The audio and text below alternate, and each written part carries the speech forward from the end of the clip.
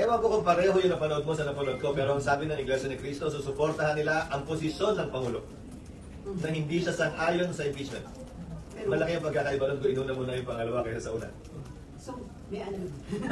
In support yata doon, sir, kung sasagwa sila ng Bilang pagsuporta nga sa posisyon ni Pangulong BBM, walang sinabing pagsuporta, kung tama ang pagkakarinig ko, ang pagkakapanood ko, kaugnay sa sino mang binabalakang sampahan ng impeachment. So hindi yun...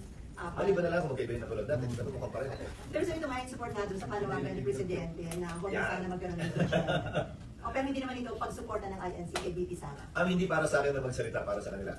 Ini-interpret ko lamang yung kanilang sinabi base sa mga salitang ginamit na ito'y pagsuporta sa posisyon at pananaw ni Pangulong Marcos na hindi makakabuti ang impeachment sa ating bansa sa panahon ito. So itong mangyayari malukang rally ng INC, patunay na talaga very divisive itong impeachment. Marahil patunay na ayaw nila tulad ng maraming Pilipino na magkawatak-watak tayo kung kailan maganda na sana ang takbo ng ating bansa. At marahil posisyon ito na hindi dapat madiktahan ng isa, dalawa o tatlong tao kahit pinuno pa natin sila na magkahiwa-hiwalay kung magkawatak-watak tayo.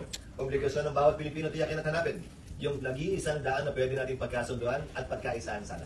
Imbis na pilit natin hinahanap yung pag-aawayan natin, pagkakawatak-watak natin at hindi natin pagkakasundo-sundo. Before NIMPA,